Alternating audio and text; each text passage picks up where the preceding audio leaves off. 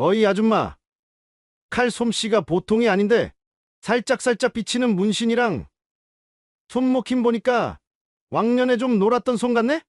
그의 눈은 능글맞게 그녀의 팔뚝을 훑더니 서서히 시선을 그녀의 가슴팍으로 떨어뜨렸습니다.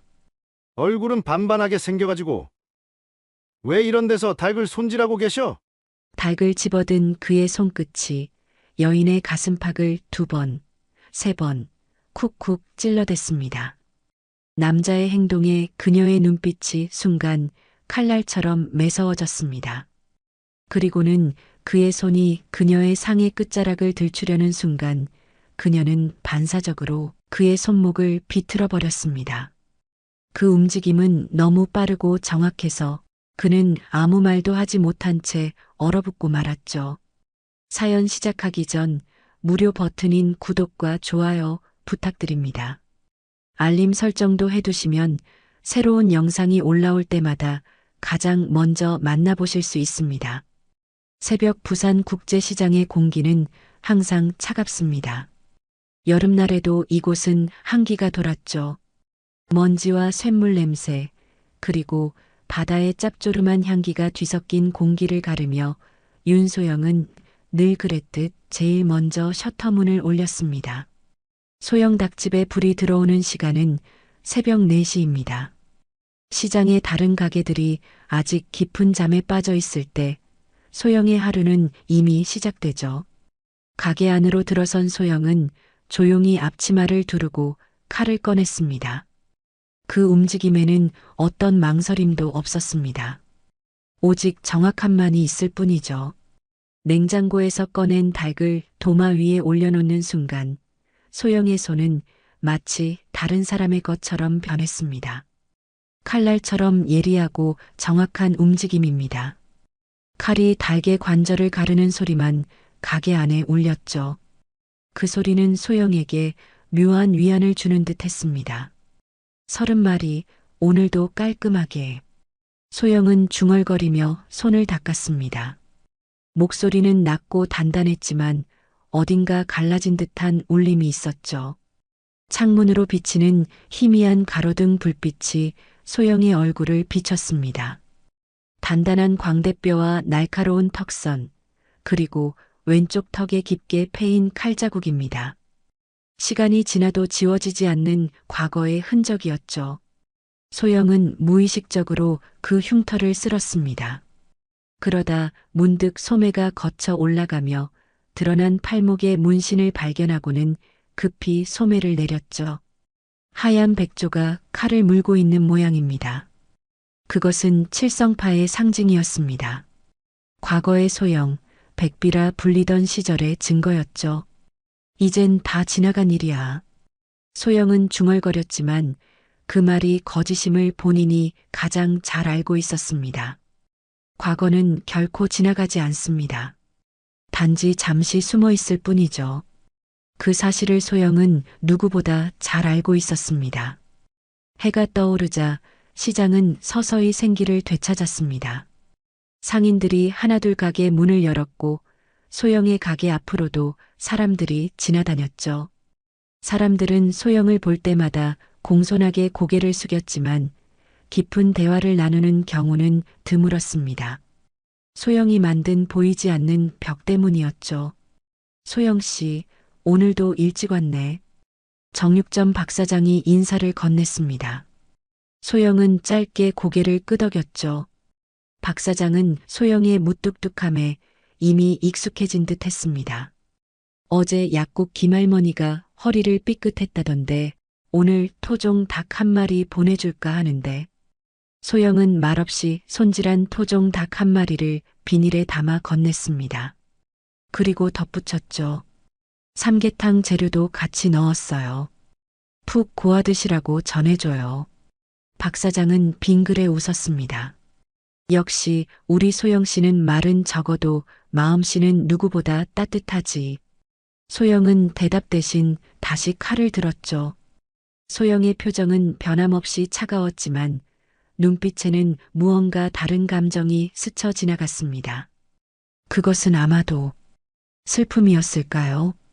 시장에서 소영은 이상한 존재였습니다. 대화는 짧고 표정은 무뚝뚝했지만 누군가 아프다는 소식만 들리면 가장 먼저 닭을 손질해 보내는 사람이죠. 시장 상인들이 경조사가 있을 때면 누구보다 후하게 부조를 내는 사람입니다. 하지만 누구도 소영의 내면을 들여다볼 수는 없었죠. 점심시간이 지나고 가게가 잠시 한가해지자 소영은 도계실로 향했습니다. 그곳은 소영만의 공간이었죠. 닭을 손질하는 작업대 옆 작은 서랍장에는 아무도 모르는 비밀이 숨겨져 있었습니다. 소영은 주변을 살핀 후 서랍을 열었죠. 그 안에는 오래된 단검과 흑백 사진 한 장이 고이 잠들어 있었습니다. 사진 속에는 웃고 있는 젊은 여자와 여러 부하들이 있었죠. 여자는 분명 소영이었지만 지금과는 너무도 다른 모습이었습니다. 환하게 웃는 얼굴, 희망에 찬 눈빛이죠. 소영은 한참 사진을 바라보다가 다시 서랍에 넣었습니다. 나는 이제 이 시장의 사람이야. 소영의 중얼거림은 다짐 같았습니다. 과거를 벗어나 새로운 삶을 살겠다는 의지죠. 하지만 운명은 때로 우리의 의지와는 상관없이 움직이는 법입니다. 그날 오후 시장의 평화로운 일상을 깨는 검은 그림자가 나타났죠. 검은 정장을 입은 3명의 남자가 소영의 가게 앞에 멈춰 섰습니다. 그들의 눈빛에는 위협이 서려 있었죠. 소영은 그 눈빛을 알아봤습니다. 한때 소영도 가졌던 눈빛이었으니까요. 소영 닭집 사장님이십니까? 소영은 침착하게 대답했습니다. 네, 무슨 일로 오셨죠? 저희는 흑도에서 나왔습니다. 앞으로 이 시장은 저희가 관리하게 될 텐데. 인사차 들렀습니다. 소영의 눈이 차갑게 빛났죠. 과거의 그림자가 드디어 소영을 찾아온 것입니다. 흑도의 방문은 시장 전체에 빠르게 소문이 퍼졌습니다. 언제부턴가 시장 골목마다 검은 정장을 입은 남자들이 서성이기 시작했죠.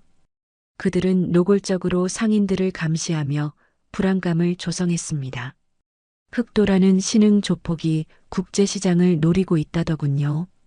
젓갈 가게 순이가 소영에게 다가와 작은 목소리로 말했습니다.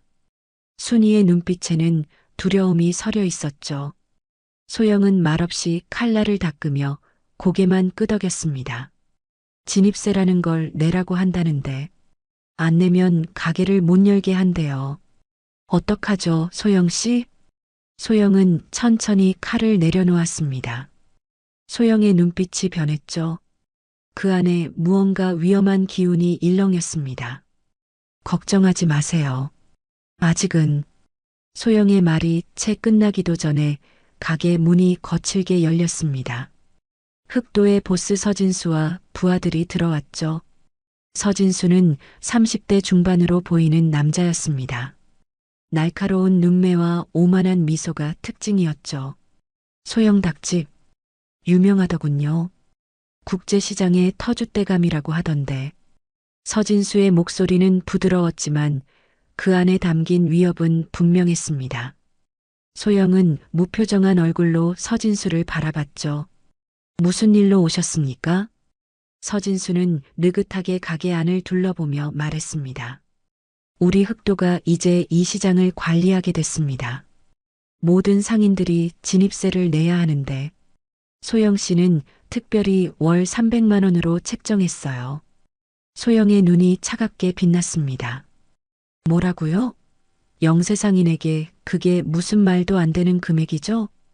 보업이라고 생각하시면 됩니다. 이 험한 세상에 혼자 사는 여자분이 안전이 걱정돼서요. 서진수의 말에 부하들이 낄낄 웃었죠. 소영은 천천히 일어섰습니다. 소영의 손은 여전히 칼을 잡고 있었죠. 그딴 보호는 필요 없습니다. 저는 혼자서도 잘 살고 있으니까요. 서진수의 얼굴에서 미소가 사라졌습니다. 그의 눈빛이 위험하게 변했죠. 소영 씨, 우리가 누군지 아직 모르시는 것 같은데. 흑도는 장난이 아닙니다. 내일까지 결정하세요. 답은 예스만 받습니다. 서진수는 협박의 말을 남기고 가게를 나갔습니다. 소영은 홀로 남아 창밖을 바라봤죠. 시장 골목에는 이미 여러 곳에 흑도의 사람들이 자리 잡고 있었습니다. 그날 밤 소영은 평소보다 늦게까지 가게에 남았죠. 닭을 손질하는 소영의 손놀림은 평소와 다름없이 정확했지만 그 눈빛은 더욱 날카로워졌습니다. 소영은 오랜만에 서랍 속에 단검을 꺼내 손질했죠. 그 단검은 소영이 칠성파 시절 사용하던 것으로 백조 모양이 새겨져 있었습니다. 아직은 안 돼. 소영은 중얼거리며 단검을 다시 서랍에 넣었습니다. 과거로 돌아가고 싶지 않았죠. 그 피의 세계로 돌아가는 것은 소영이 지난 5해 동안 필사적으로 피해온 일이었습니다. 다음 날 아침 소영이 가게 셔터를 올리려는 순간 충격적인 광경을 마주했죠. 가게 앞에는 피가 흥건한 죽은 닭 5마리가 매달려 있었습니다. 각 닭의 목에는 붉은 글씨로 흑도라고 쓰인 딱지가 걸려 있었죠. 시장 상인들이 하나둘 모여들었습니다. 그들의 눈에는 공포가 서려 있었죠. 소영은 담담하게 죽은 닭들을 내려 비닐봉지에 담았습니다. 소영 씨, 이건 명백한 협박이에요. 경찰에 신고해야 해요. 과일 가게 영희가 떨리는 목소리로 말했죠. 소영은 고개를 저었습니다. 경찰은 소용없어요. 이런 사람들에게는. 소영의 말을 들은 상인들은 더욱 불안해했습니다. 소영이 마치 이런 세계를 잘 아는 것처럼 말했기 때문이죠. 그들은 소영이 왜 그렇게 확신에 찬 말을 하는지 알지 못했습니다. 소영의 과거를, 백비로 불리던 시절을 알지 못했기 때문이죠. 그날 오후 흑도의 사람들이 다시 찾아왔습니다. 이번에는 서진수 대신 부하들만 왔죠. 보스님의 제안 생각해 보셨습니까? 소영은 칼을 내려놓지 않은 채 대답했습니다. 말 같지도 않은 보호 필요 없다고 말했을 텐데요. 어제 선물은 마음에 드셨나요? 다음번에는 닭이 아닐 수도 있어요. 이 시장에는 당신 말고도 많은 사람들이 있죠. 그 말에 소영의 눈빛이 변했습니다. 흑도 부하들조차 그 순간 소영의 눈에서 본 것에 움찔했죠. 그것은 공포, 분노를 넘어선 무언가였습니다. 마치 죽음을 담은 듯한 차가운 빛이었죠. 시장 사람들은 건드리지 마세요. 내일 대답을 드리죠. 흑도 부하들은 만족스러운 미소를 지으며 떠났습니다. 소영은 혼자 남아 칼을 꽉 쥐었죠. 손가락 마디가 하얗게 되도록. 그날 밤 소영은 도계실에 앉아 오랜 고민에 빠졌습니다. 오래된 단검을 손에 쥐고 끝없이 생각에 잠겼죠. 소영의 마음 한구석에는 이미 답이 정해져 있었지만 그것을 인정하고 싶지 않았습니다. 시장 안에는 점점 불안감이 퍼져갔죠. 상인들 사이에서는 흑도에 대한 공포의 소문이 퍼졌습니다. 다른 시장에서 흑도에 맞서다 폭행당한 상인의 이야기, 가게가 불탄 이야기들이 돌았죠. 소영은 창밖을 바라보며 깊은 한숨을 내쉬었습니다. 시장의 불빛들이 하나둘 꺼져가는 모습이 마치 소영의 마음처럼 어두워 보였죠. 이 조용한 시장이 뭔가 깨지기 시작했다. 소영의 중얼거림은 어둠 속에 녹아들었습니다. 그리고 그 순간 소영은 결심했죠. 더 이상 도망치지 않기로. 더 이상 숨지 않기로요. 그리고 무엇보다 소영이 소중히 여기는 이 시장과 사람들을 지키기로 결심했죠. 칼날에 비친 소영의 눈빛은 더 이상 닭집 사장의 것이 아니었습니다. 그것은 과거 칠성파의 전설, 백비의 눈빛이었죠. 오랫동안 잠들어 있던 야수가 깨어나기 시작했습니다. 아침이 밝았을 때 소영은 이미 오래전부터 깨어 있었습니다. 밤새 한숨도 자지 못했죠. 소영의 머릿속에는 끊임없이 과거의 기억들이 떠올랐습니다. 칠성파 시절 백비라 불리던 그날들. 죽음과 피의 냄새가 가득했던 시간들이었죠. 소영은 서랍에서 오래된 상자를 꺼냈습니다. 닭 냉장고 뒤 벽에 있는 비밀 공간이었죠. 상자를 열자 그 안에는 세 가지 물건이 놓여 있었습니다. 칠성파 시절 사용하던 단도, 백조 문양이 각인된 도장, 그리고 그 당시 찍었던 흑백 사진이었죠. 단도를 꺼내든 소영의 손이 미세하게 떨렸습니다. 칼날은 10년이 넘는 세월이 지났음에도 여전히 날카로웠죠. 백조 문양이 새겨진 칼날은 빛을 받아 차갑게 빛났습니다. 오랜만이네. 소영은 중얼거리며 단도의 밸런스를 확인했습니다. 손에 쥐는 순간 모든 것이 익숙해졌죠. 마치 어제까지 들고 있었던 것처럼 몸이 기억하고 있었습니다. 칠성파의 백비로 살았던 그 시절의 감각을요. 누구세요? 갑작스러운 목소리에 소영은 순간적으로 단도를 감췄습니다. 뒤를 돌아보니 정육점 박사장이 도계실 입구에 서 있었죠. 박사장의 눈에는 놀라움과 의심이 가득했습니다. 죄송합니다. 문이 열려 있어서. 박사장이 더듬거리며 말했죠. 소영은 침착하게 상자를 닫았지만 이미 늦었습니다. 박사장은 분명 단도와 백조 문양을 보았을 테니까요. 둘 사이에 긴장감이 감돌았습니다. 그게 혹시? 박사장이 조심스럽게 입을 열었죠. 설마 그때 그 전설 백비? 소영의 눈이 차갑게 변했습니다. 박사장은 그 눈빛에 움찔했죠. 하지만 박사장의 눈에는 두려움보다는 놀라움이 더 크게 자리 잡았습니다. 어떻게 아시죠? 소영이 낮은 목소리로 물었습니다. 박사장은 한숨을 내쉬었죠. 제가 옛날에 동네에서 정육점을 할 때 칠성파와 거래가 있었습니다. 그때 백비의 소문은 다들 알고 있었죠. 하얀 백조 문양의 단도를 든 여자. 한 번도 본 적은 없었지만 전설처럼 떠돌았어요. 소영은 아무 말도 하지 않았습니다. 단지 단도를 천천히 상자에 다시 넣었을 뿐이죠. 내가 본 건 아무에게도 말하지 않겠습니다. 박사장이 진지하게 말했죠. 하지만 흑도 때문에 뭔가 하실 생각이라면 조심하셔야 합니다. 그들은 만만한 상대가 아니에요. 소영은 쓴웃음을 지었습니다. 박사장은 소영을 물끄러미 바라보았습니다. 그의 눈에는 이제 무언가 다른 감정이 서려 있었죠. 존경일까요? 아니면 경외심일까요? 필요한 일이 있으면 말씀하세요. 제가 도울 수 있는 일이라면 도울게요. 박사장의 말에 소영은 고개를 끄덕였습니다. 박사장이 나간 후 소영은 오랫동안 생각에 잠겼죠. 과거의 비밀이 하나 드러난 것입니다.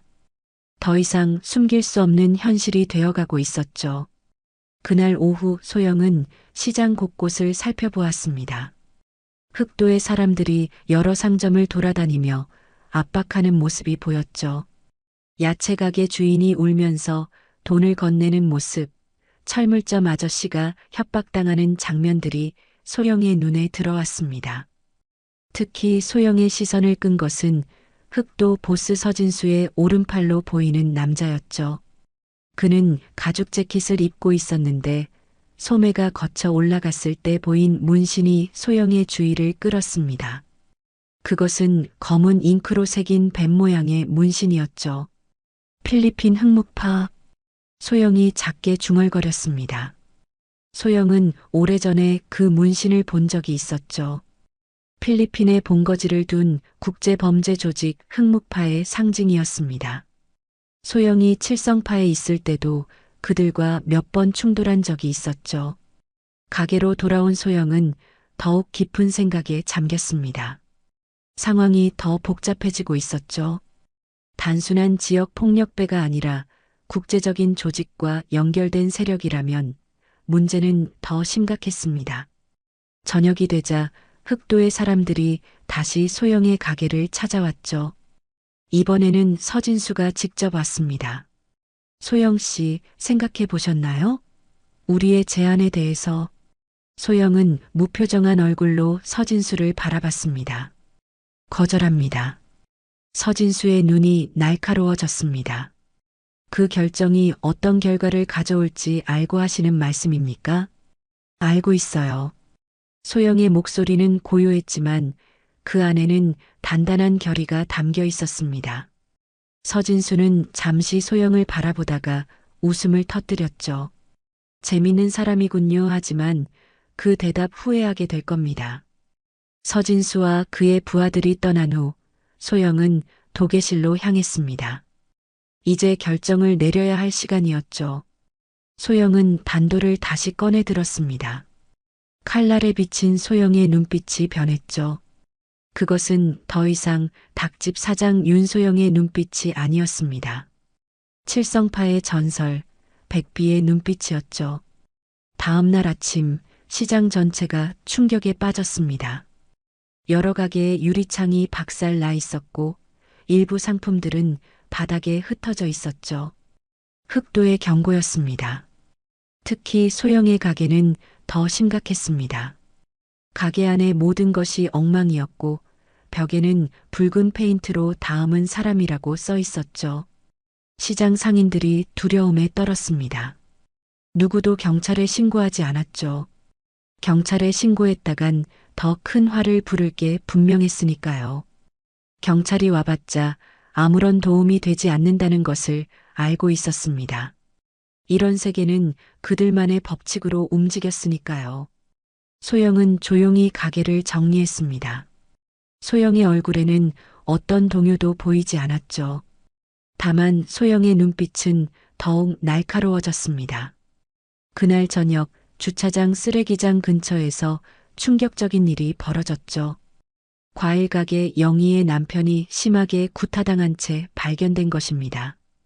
앰뷸런스가 왔지만 그의 상태는 심각했습니다. 영희는 오열했고 시장 사람들은 공포에 떨었죠. 더 이상 이렇게는 못 살아요. 돈을 내던지 가게를 내놓아야겠어요. 누군가가 절망적인 목소리로 말했습니다. 소영은 그 모습을 멀리서 지켜보았죠. 소영의 눈에 분노가 서렸습니다. 하지만 그것은 맹목적인 분노가 아닌 차가운 결의로 가득 찬 눈빛이었습니다. 그날 밤 소영은 도계실에 불을 켰습니다. 소영은 오래된 상자에서 단도를 꺼내 손질했죠. 칼날이 붉은 빛을 반사했습니다. 나는 참았고 잊었고 피하지 않았다. 하지만 지금은 내가 나서야 해. 소영의 목소리는 고요했지만 그 안에는 돌이킬 수 없는 결의가 담겨 있었습니다. 칠성파의 전설 백비가 다시 깨어나는 순간이었죠. 소영은 더 이상 그저 닭집 사장이 아니었습니다. 조용히 살아가던 삶은 끝이 났죠. 이제 소영은 자신의 과거와 다시 마주해야 했습니다.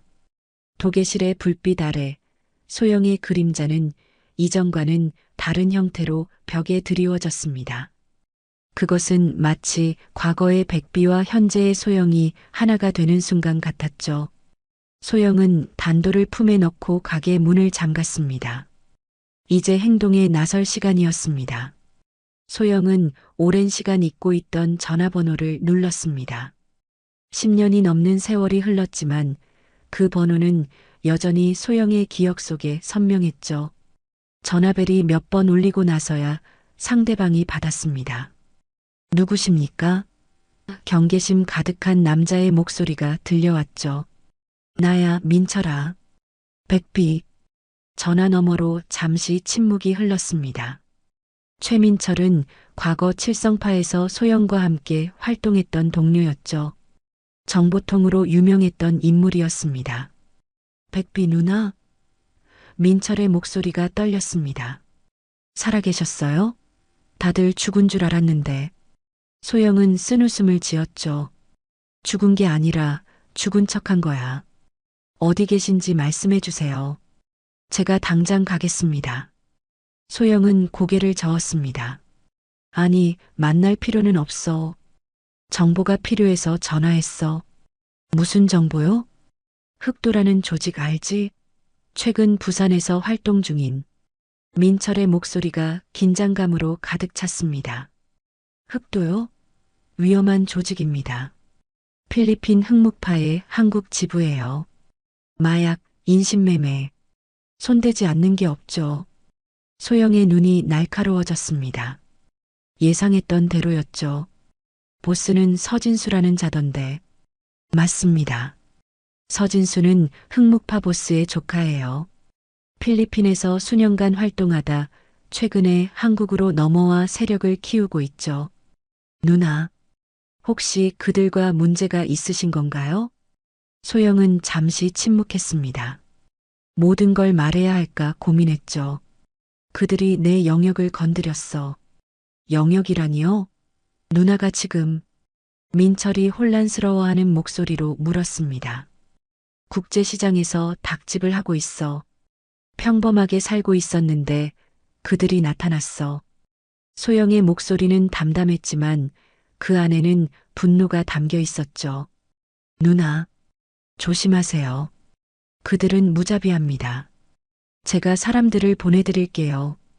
예전 칠성파 출신들 중에 아직 활동하는 인원들이 있어요. 소영은 단호하게 거절했습니다.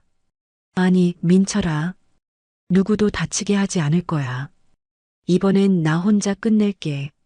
전화를 끊은 소영은 깊은 생각에 잠겼습니다. 흑도와 정면으로 맞서는 것은 위험했죠. 특히 그들이 필리핀 흑목파와 연결되어 있다면 한국에서의 충돌은 끝없는 보복의 연쇄로 이어질 수 있었습니다. 소영은 다시 민철에게 전화했죠. 민철아, 서진수가 필리핀에 갈 일이 있을까? 그들은 매달 초에 본부에 모여요. 다음 주가 될 거예요. 민철이 잠시 생각하더니 대답했습니다. 소영의 마음속에 계획이 서서히 형성되었죠. 고마워. 그리고 민철아, 내 여권과 신분 세탁이 필요해. 다음 날 소영은 평소처럼 닭을 손질했습니다. 그러나 소영의 내면은 이미 백비로 돌아와 있었죠. 칼을 다루는 손놀림은 더욱 예리해졌고 눈빛은 차가운 결의로 가득 찼습니다. 시장은 여전히 불안감에 휩싸여 있었죠. 흑도의 사람들이 곳곳에서 상인들을 괴롭혔고 몇몇 가게는 문을 닫았습니다. 특히 영희의 과일 가게는 남편이 병원에 입원한 후 문을 열지 못했죠. 소영은 조용히 시장을 걸으며 모든 상황을 관찰했습니다. 그리고 결심했죠. 이 시장과 사람들을 지키기 위해 자신이 그토록 피하려 했던 과거의 삶으로 다시 돌아가기로요. 오후 흑도의 사람들이 다시 소영의 가게를 찾아왔습니다. 이번에는 서진수의 오른팔인 가죽 재킷의 남자가 왔죠. 보스님이 답을 기다리고 계십니다. 그가 냉정하게 말했습니다. 소영은 차분히 대답했죠. 내일 직접 서진수 씨를 만나고 싶습니다. 협상할 게 있어요. 남자는 의심스러운 눈빛으로 소영을 바라봤지만 곧 고개를 끄덕였습니다. 내일 오후 2시 완월동 카페에서 보스님을 만나실 수 있습니다. 남자가 떠난 후 소영은 도계실에서 준비를 시작했죠. 민철이 보내준 새 여권과 신분증을 확인했습니다. 이제 소영은 이미영이라는 새 신분을 갖게 되었죠. 필리핀행 항공권도 예약했습니다. 서진수를 따라갈 준비였죠. 저녁 소영은 정육점 박 사장을 찾아갔습니다. 박 사장은 소영을 보자 긴장한 표정으로 가게 문을 닫았죠. 무슨 일이십니까, 소영 씨? 박 사장이 조심스럽게 물었습니다. 소영은 곧바로 본론으로 들어갔죠. 며칠 동안 가게를 비울 거예요. 제 가게 좀 봐주실 수 있을까요? 박 사장은 소영의 눈빛에서 무언가를 읽었는지 더 이상 묻지 않고 고개를 끄덕였습니다. 걱정 마세요. 제가 잘 볼게요. 그리고 소영이 잠시 망설이다 말을 이었죠. 만약 제가 돌아오지 못하면 가게를 영희에게 주세요. 남편이 다쳤으니 도움이 필요할 거예요. 박 사장의 얼굴에 충격과 걱정이 스쳤습니다. 소영 씨, 무슨 일을 하시려는 겁니까? 묻지 마세요. 아는 게 위험할 수 있으니까요. 소영의 목소리는 부드러웠지만 단호했습니다. 다음 날 소영은 서진수와의 만남을 위해 완월동으로 향했습니다. 검은 셔츠에 청바지를 입은 소영은 평소보다 더 날카로워 보였죠. 소영의 눈빛은 이미 백비의 것으로 돌아와 있었습니다. 카페에 도착하자 서진수가 이미 자리에 앉아 있었죠. 뒤에는 2명의 경호원이 서 있었습니다. 소영 씨, 생각이 바뀌신 건가요? 서진수가 오만한 미소를 지으며 물었습니다. 소영은 담담하게 대답했죠. 네, 협력하기로 했어요. 하지만 한 가지 조건이 있습니다. 조건이라고요? 서진수의 눈썹이 치켜 올라갔습니다. 시장 사람들은 건드리지 마세요. 저만 상대하시면 됩니다. 서진수는 잠시 소영을 관찰하더니 웃음을 터뜨렸습니다. 재미있는 분이군요. 좋아요, 받아들이죠. 그럼 진입세는 매달 300만 원 맞죠? 소영이 차분하게 끊었습니다. 첫 달 것은 내일 준비해 드릴게요. 서진수는 만족스러운 미소를 지었죠. 현명한 결정입니다. 소영이 대화를 이어갔습니다. 그런데 서진수 씨는 필리핀에도 자주 가시나요? 서진수의 눈빛이 경계로 가득 찼습니다. 왜 그런 걸 물으시죠? 소영은 무심한 척 대답했죠. 그냥 궁금해서요. 외국에 계열사가 있다고 들었거든요. 서진수는 잠시 소영을 살펴보더니 웃음을 지었습니다. 비즈니스맨이니까요. 해외 출장은 자주 있는 일이죠. 대화를 마치고 나온 소영은 곧바로 민철에게 전화했습니다. 서진수의 필리핀 일정을 정확히 알아내야 해. 이미 알아봤습니다. 민철이 대답했죠. 다음 주 월요일 밤 비행기로 마닐라로 갑니다. 3박 4일 일정이에요. 소영은 고개를 끄덕였습니다. 고마워, 이제 준비해야겠군. 그날 밤 소영은 오랜만에 과거의 훈련을 다시 시작했습니다. 도계실에서 칼을 다루는 손놀림을 연습했고 몸의 움직임을 되살렸죠. 10년이 넘는 세월이 흘렀지만 소영의 몸은 여전히 그 감각을 기억하고 있었습니다. 이번이 마지막이야. 소영은 중얼거렸습니다. 이걸로 모든 걸 끝내고 다시는 칼을 들지 않을 거야. 그러나 소영의 마음 한구석에서는 알고 있었죠. 한번 깨어난 백비는 쉽게 잠들지 않으리라는 것을. 그래도 소영은 결심했습니다. 이 시장과 사람들을 지키기 위해, 그리고 자신의 새로운 삶을 지키기 위해 과거의 악몽과 마지막으로 한 번 더 마주하기로요. 도계실의 불빛 아래 소영의 그림자는 이전과는 다른 형태로 벽에 드리워졌습니다. 그것은 마치 닭집 사장 윤소영과 칠성파의 전설 백비가 하나로 융합되는 듯한 형상이었죠. 이제 소영은 완전히 준비되었습니다. 흑도와 흑묵파를 한 번에 끝낼 최후의 작전을 위해서요. 다음 주 월요일 소영은 인천국제공항에 도착했습니다. 손에는 작은 캐리어 하나뿐이었죠. 그 안에는 필요한 것들만 간단히 챙겨 넣었습니다.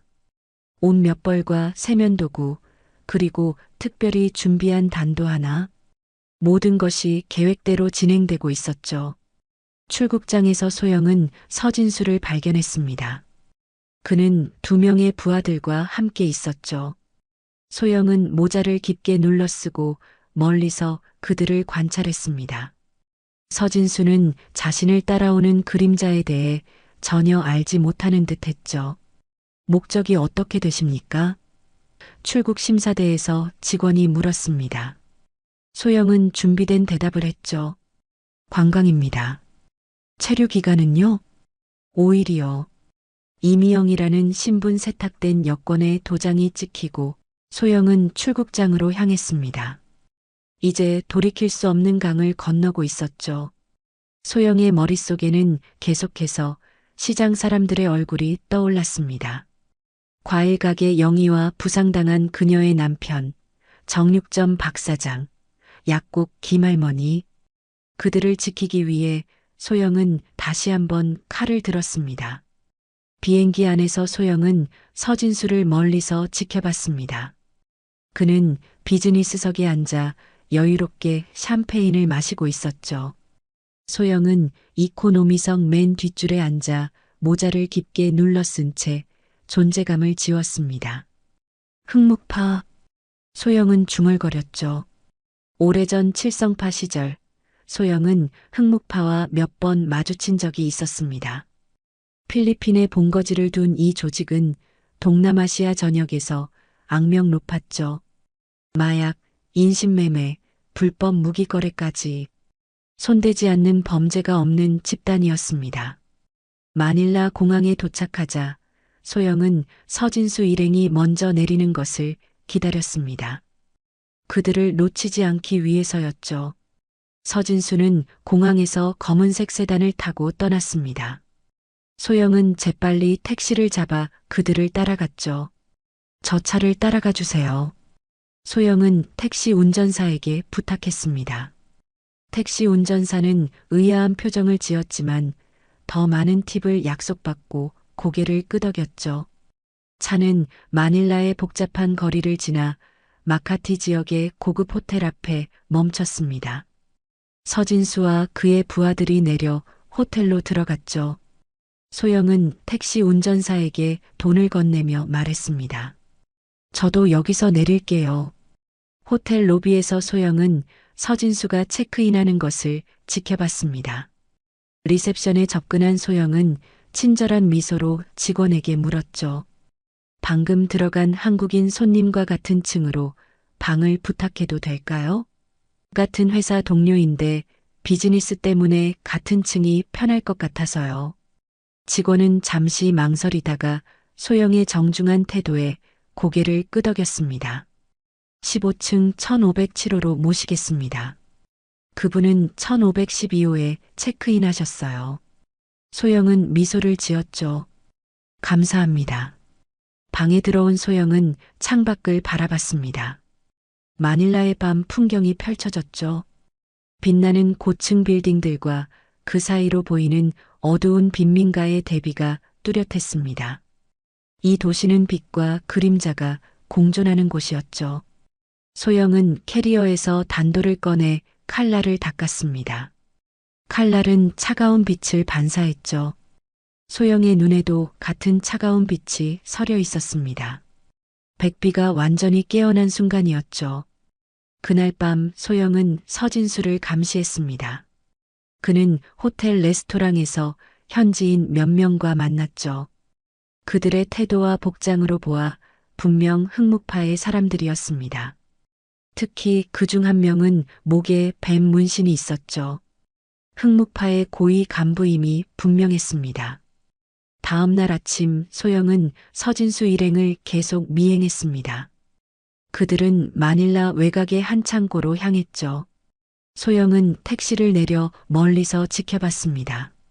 창고 주변에는 경비원들이 여럿 배치되어 있었죠. 흑묵파의 본거지인가? 소영은 중얼거렸습니다. 소영은 핸드폰을 꺼내 창고의 사진을 찍었죠. 그리고 민철에게 문자를 보냈습니다. 위치 확인. 내일 밤 행동 개시할 거야. 민철의 답장이 곧 도착했습니다. 조심하세요, 누나. 필요하면 언제든 연락 주세요. 칠성파 출신들이 몇 명 필리핀에 있습니다. 소영은 문자를 읽고 삭제했습니다. 이번 일은 혼자 끝내야 했죠. 더 이상 누구도 이 위험에 끌어들이고 싶지 않았습니다. 그날 저녁 소영은 호텔 근처 식당에서 간단히 식사를 했습니다. 내일 있을 일을 위해 체력을 보충해야 했죠. 소영은 천천히 음식을 먹으며 마지막 계획을 다듬었습니다. 문득 식당 TV에서 나오는 한국 뉴스가 소영의 눈에 들어왔습니다. 부산 국제시장에서 폭력 사태가 발생했다는 소식이었죠. 소영은 급히 일어나 TV 앞으로 다가갔습니다. 뉴스 화면에는 국제시장의 모습이 비춰졌습니다. 여러 가게가 부서져 있었고 상인들이 울며 항의하는 모습이 보였죠. 소영의 가슴이 조여왔습니다. 소영이 없는 사이 흑도의 다른 구성원들이 시장을 공격한 것이었습니다. 서둘러야 해. 소영은 결심했습니다. 그날 밤 소영은 잠들지 못했습니다. 내일 있을 일을 계속 생각했죠. 소영의 손은 무의식적으로 턱에 흉터를 쓸었습니다. 그 흉터는 소영의 과거를 항상 상기시키는 징표였죠. 아침이 밝았을 때 소영은 이미 완전히 준비되어 있었습니다. 검은색 옷을 입고 머리를 단단히 묶었죠. 소영의 눈빛은 더 이상 닭집 사장의 것이 아니었습니다. 그것은 오직 백비의 눈빛이었죠. 소영은 호텔방을 나서기 전 마지막으로 한국에 전화했습니다. 정육점 박 사장에게였죠. 박 사장님, 어떻게 지내세요? 소영의 목소리는 담담했습니다. 소영 씨, 어디 계신 거예요? 시장이 난리가 났어요. 흑도놈들이. 박 사장의 목소리는 걱정으로 가득했죠. 알고 있어요. 곧 모든 게 끝날 거예요. 소영이 차분히 대답했습니다. 무슨 말씀이세요? 소영 씨, 제발 무리하지 마세요. 소영은 잠시 침묵했다가 말을 이었습니다. 만약 제가 돌아오지 못하면 우리 가게 영희에게 주세요. 아까 말씀드린 대로요. 전화를 끊은 소영은 깊은 숨을 내쉬었습니다. 이제 돌이킬 수 없는 강을 건넌 것이죠. 소영은 단도를 품에 넣고 호텔을 나섰습니다. 그날 오후 소영은 서진수가 다시 창고로 향하는 것을 확인했습니다. 이번에는 더 많은 사람들과 함께였죠. 소영은 멀리서 지켜보다가 해가 지기를 기다렸습니다. 어둠이 내리자 소영은 창고 주변을 조사했습니다. 경비원은 4명이었고 CCTV가 여러 곳에 설치되어 있었죠. 하지만 소영에게는 문제가 되지 않았습니다.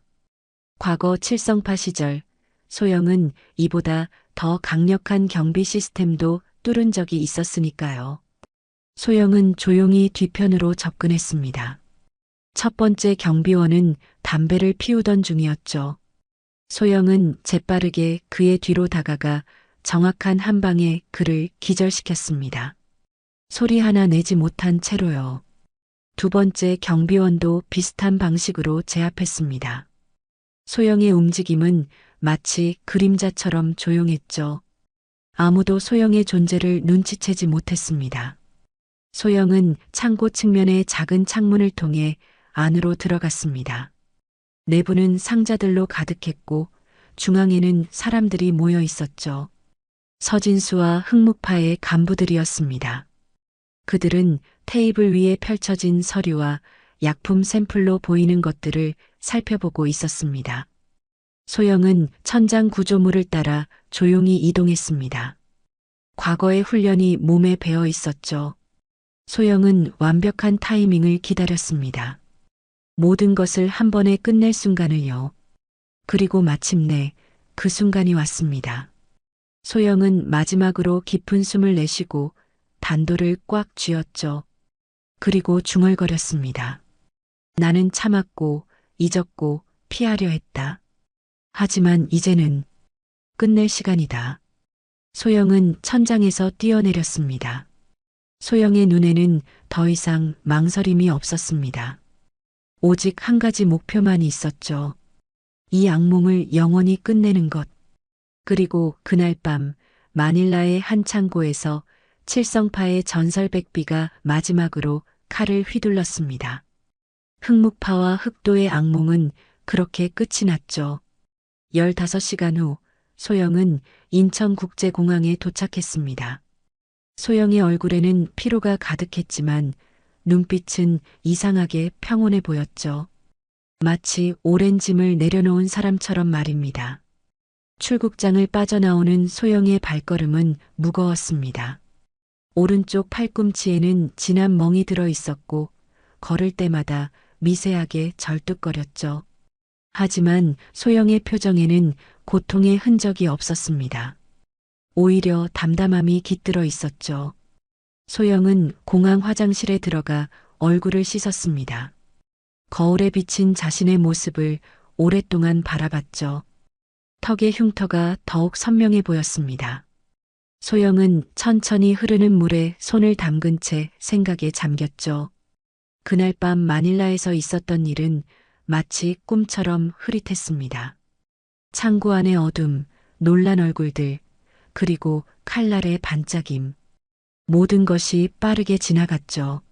소영은 계획대로 흑목파와 흑도의 핵심 인물들을 제거했습니다. 서진수도 그 중 하나였죠. 이제 끝났어. 소영은 중얼거렸습니다. 부산으로 돌아가는 기차 안에서 소영은 뉴스를 확인했습니다. 필리핀 마닐라에서 한국인 조직폭력배들이 사망한 채로 발견됐다는 소식이 나오고 있었죠. 필리핀 경찰은 마약 거래와 관련된 조직 간 충돌로 보고 있다고 했습니다. 뉴스 속 얼굴들 중에는 서진수도 있었습니다.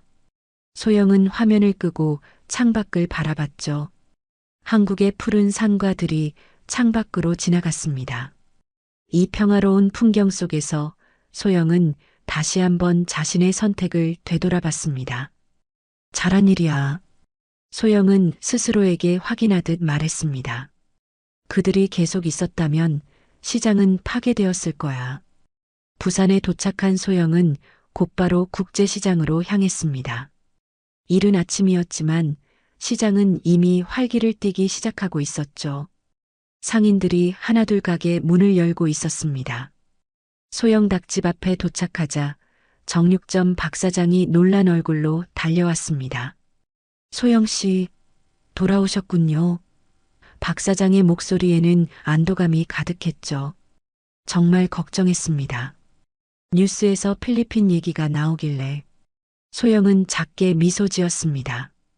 걱정 끼쳐드려 죄송해요. 이제 돌아왔어요. 그런데 흑도놈들이 갑자기 사라졌어요. 어제부터 그 누구도 보이지 않습니다. 마치 바람처럼 사라졌어요. 소영은 무심한 듯 대답했죠. 그래요? 다행이네요. 박 사장은 소영의 눈을 깊이 들여다봤습니다. 그리고 무언가를 깨달은 듯 천천히 고개를 끄덕였죠. 필리핀에서 무슨 일이 있었나요? 그냥 관광 다녀왔어요. 소영의 대답은 담담했지만 두 사람 사이에는 말없는 이해가 흘렀습니다. 가게 문을 열고 들어선 소영은 익숙한 공간을 천천히 둘러봤습니다. 모든 것이 소영이 떠날 때와 똑같았죠.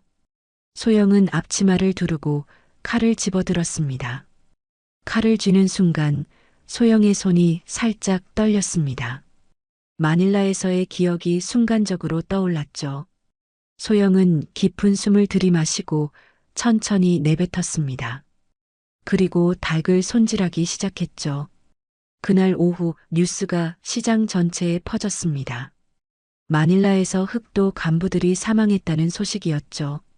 상인들 사이에서는 안도감과 함께 의문이 피어올랐습니다. 어떻게 된 일일까요? 갑자기 다 사라지다니. 과일 가게 영희가 소영에게 다가와 물었습니다. 소영은 평소처럼 무뚝뚝하게 대답했죠. 누가 알겠어요. 어쨌든 우리 시장에는 좋은 일이네요. 영희는 고개를 끄덕였습니다. 정말 그래요. 마치 하늘이 도운 것 같아요. 소영은 말없이 미소 지었습니다.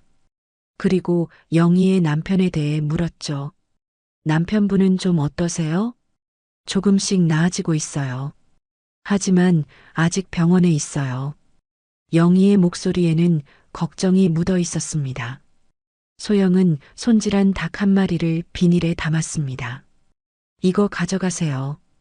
병원에 계신 남편분께 영양 보충해 주세요. 영희는 감동한 눈빛으로 소영을 바라봤습니다. 항상 감사해요, 소영 씨. 시간이 흐르면서 시장은 다시 평화를 찾아갔습니다. 흑도의 흔적은 완전히 사라졌고 상인들은 다시 일상으로 돌아갔죠. 하지만 소영에 대한 시선은 조금씩 변해갔습니다. 상인들은 소영이 출장을 다녀온 후 흑도가 사라진 것을 우연이라고 생각하지 않았습니다. 특히 소영의 걸음걸이가 잠시 불편해 보이고 팔꿈치에 멍이 눈에 띄자 더욱 의심이 커졌죠. 하지만 아무도 직접적으로 물어보지는 않았습니다. 그저 존경의 눈빛으로 소영을 바라볼 뿐이었죠. 어느 날 저녁 소영이 가게 문을 닫으려는데 박 사장이 다가왔습니다. 소영 씨, 잠깐 이야기 좀 할 수 있을까요? 소영은 고개를 끄덕였습니다. 두 사람은 가게 안으로 들어갔습니다. 시장 사람들이 다 알고 있어요.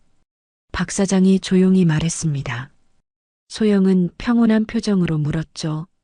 뭐요? 소영 씨가 우리를 위해 뭔가를 했다는 걸요. 흑도가 사라진 것이 소영 씨 덕분이라는 걸. 소영은 말없이 박 사장을 바라봤습니다. 부정도 긍정도 하지 않았죠. 아무도 물어보지 않을 거예요. 그리고 모두가 감사하게 생각하고 있어요. 박 사장의 목소리에는 진심이 담겨 있었습니다. 소영은 천천히 고개를 끄덕였습니다. 시장은 제 집이에요. 이곳 사람들은 제 가족이고요. 그 말을 남기고 소영은 도계실로 향했습니다. 소영은 오래된 상자를 꺼내 열었죠. 그 안에 단도를 바라보며 소영은 결심했습니다. 이제 정말로 모든 것을 끝낼 시간이었습니다. 소영은 단도를 들고 시장 뒤편으로 나갔습니다. 아무도 없는 곳이었죠. 소영은 깊은 구덩이를 파고 단도를 그 안에 넣었습니다. 백조 문양이 새겨진 칼날이 흙 속으로 사라졌죠.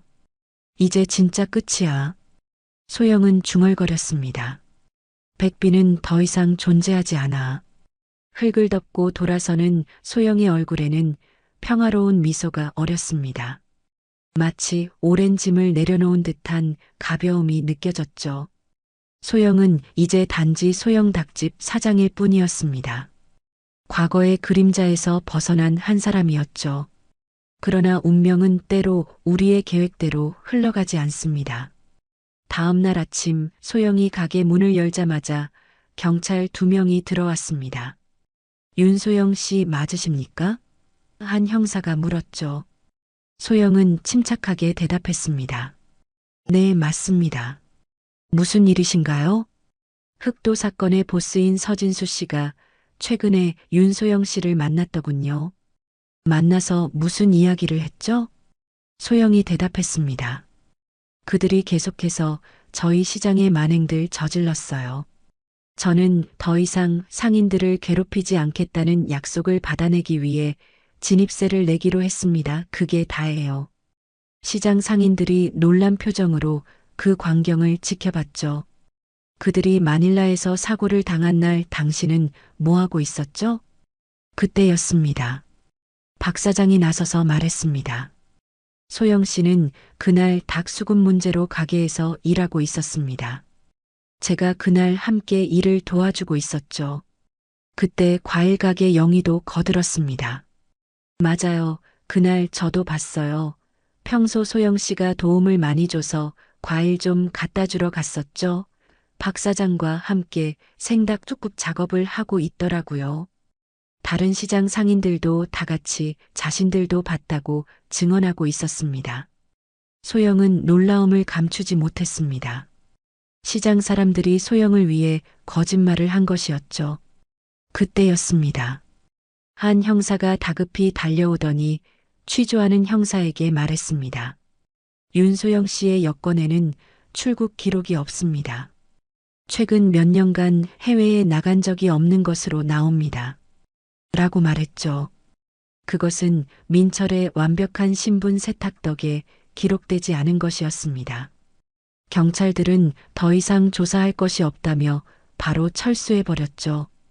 가게 앞에는 박 사장, 영희, 젓갈 가게 순이, 약국 김할머니, 그리고 더 많은 얼굴들이 소영을 바라보고 있었습니다. 소영 씨, 박 사장이 앞으로 나섰습니다. 괜찮으세요? 소영은 믿을 수 없다는 눈빛으로 그들을 바라봤습니다. 여러분이 저를 위해 뭘 이런 걸 가지고 그래요? 약국 김할머니가 손을 흔들며 말했죠. 우리 시장 사람들은 한 가족인데 당연한 거지. 소영의 눈에 눈물이 고였습니다. 10년이 넘는 세월 동안 처음으로 느껴지는 감정이었죠. 소영은 말없이 고개를 숙였습니다. 자, 이제 가게로 돌아가요. 장사해야죠. 박 사장이 밝게 말했죠. 경찰이 떠난 다음 날 소영은 평소처럼 새벽 4시에 가게 문을 열었습니다. 손님이 오기 전 조용한 시장에서 닭을 손질하는 시간은 소영에게 가장 평화로운 순간이었죠. 하지만 오늘은 그 평화가 느껴지지 않았습니다. 소영의 마음속에는 어제 일의 충격이 여전히 남아 있었으니까요. 소영은 닭을 손질하며 어제를 떠올렸습니다. 경찰들이 소영의 신원을 확인하고 흑도파와의 연관성을 물었을 때 소영은 이미 모든 것이 끝났다고 생각했죠. 하지만 놀랍게도 시장 상인들이 하나같이 소영의 알리바이를 증언해 주었습니다. 그날 생닭 수급일이었어요. 소영 사장님은 종일 가게에 있었어요. 하나같이 같은 말을 했죠. 칼날이 닭의 관절을 정확히 가르며 익숙한 소리를 냈습니다. 소영은 그 소리에 잠시 생각을 멈추고 집중했죠. 완벽한 손놀림, 정확한 칼질. 이것이 소영의 일상이었습니다. 하지만 이제 그 일상에는 무언가 다른 것이 더해졌습니다. 보호받는다는 느낌, 소속감이라는 것이었죠. 오전이 되자 시장은 활기를 띠기 시작했습니다. 상인들이 하나둘 가게 문을 열었고 손님들이 모여들기 시작했죠. 그리고 놀랍게도 하나둘 소영의 가게 앞으로 상인들이 찾아오기 시작했습니다. 소영 씨, 약국 김할머니가 가게 문을 열고 들어왔습니다. 할머니의 손에는 작은 봉투가 들려 있었죠. 이거 파스와 진통제예요. 어제 경찰서 다녀오시느라 피곤하셨을 것 같아서요.